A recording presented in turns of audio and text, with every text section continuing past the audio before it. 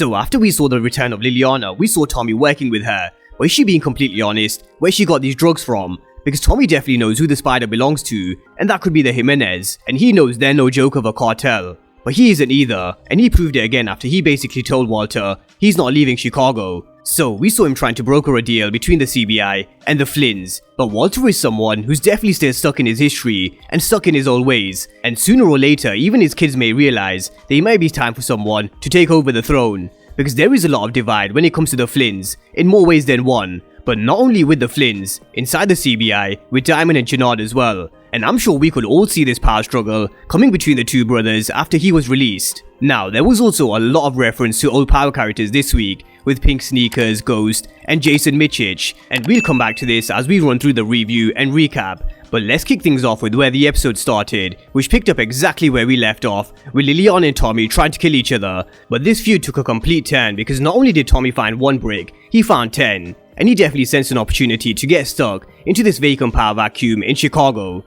But he did warn Lilliana that she's got 10 bricks, and even though she said she took the guy out who the bricks belong to, it's only a matter of when and not if when someone comes looking for their weight, because this is a game and nobody gets away with stealing shit. And Tommy definitely learned his lesson in power, because when they stole Vladimir's shit, we saw how Milan had total control over Tommy and Ghost. And this is the reason why they needed to cut the brick and make the product clean but different, so it couldn't be traced back to the original and traced back to them. But this is where we saw the teacher becoming the student again, because it has definitely been a minute since Tommy's done something like this before. But this conversation between the two turned deep, and this is the first time in Force where we've actually heard Tommy talk to someone about Ghost being killed. But Lilliana didn't know Ghost was gone, and he said he wasn't the one to kill Ghost, but he couldn't stop it happening, because we all know why. Because nobody saw it coming from Tariq, not even Ghost himself. So we saw them raising a toast to Ghost. But this is now all about Tommy, and he's thinking bigger in Chicago, after Lilliana told him that if he was able to lock in either the Flynns or the CBI,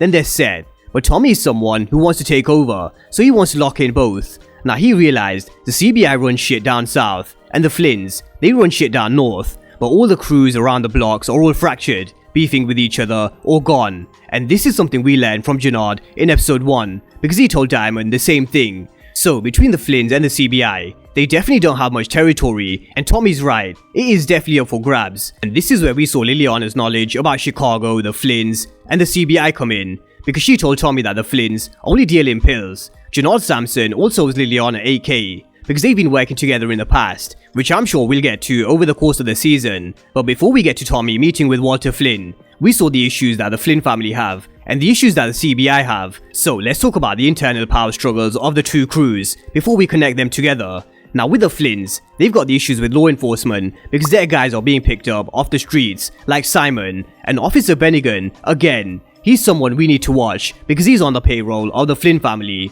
And we saw how he was recording the small feud between Jenard and Diamond, which will definitely get back to Vic in my opinion, and why I think we'll see Vic approaching Jenard and working with him, which will start to make sense as we run through the rest of this recap. The problem that the Flynns have with law enforcement was a position that Walter had Claude play, and he basically told her do whatever she needs to do to get Alderman back in line. But she's someone who's done taking orders from men, and she definitely doesn't let Alderman take advantage of their situation. And Claude definitely showed that she's her own woman, and she's able to hold it down when she threatens Alderman's daughter to get him back in line, and he definitely did fall back. But their issues run deeper because they may be moving mad weight, but their profits are down 12%, which is why I believe Walter went for the business proposition from Tommy. But the deal that Walter put Vic and Tommy in with these clowns went south. Now this caused some issues between Walter and Vic, where Walter told him that he can't even move weight in this city, and instead get Diamond Sampson to the table. And notice how he said Diamond, not Jenard. So with that being said, let's talk about the power struggle in the CBI,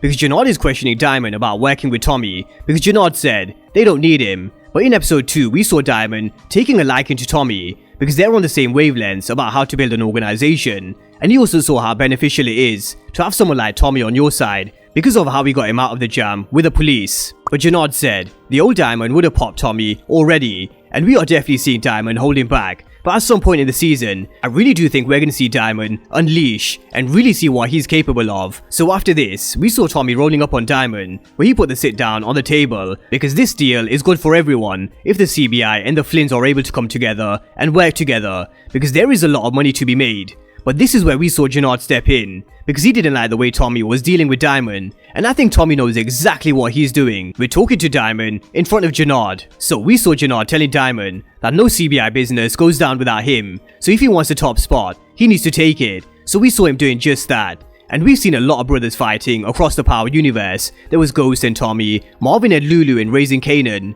Drew and Kane in Power Book 2 Ghost, and now Jenard and Diamond. But the difference is in this fight, Jenard was the one who was holding back because his MMA experience could have taken Diamond, and he actually let Diamond beat him. And this is a problem for the CBI because they are going to be split between Diamond and Jenard as to who their leader is. But I do think it's clear whose side Elijah is on. But we come to the sit down between Tommy, the Flynns, and Diamond, where Tommy wants the crews to end their beef, because by ending their beef, it allows Walter to expand his territory in selling his pills, as well as getting access to coke, which Vic Flynn was happy to do, by the way, because he never says no when there's money to be made. So just keep that in mind because we'll come back to this. Walter Flynn, he's definitely old school, and we saw a lot of history and secrets being revealed, where Paulie blames Diamond for his wife catching a face full of glass in her face, which left her needing 52 stitches. So Walter retaliated by killing 9 of his men, and Diamond let that shit ride, because Walter said he would have buried 19 more of his men. But this deal was never gonna work, because Walter Flynn is stuck in his old racist and old school ways, and he is never gonna change, which is why we're seeing Claude Flynn making her side deal with Mai,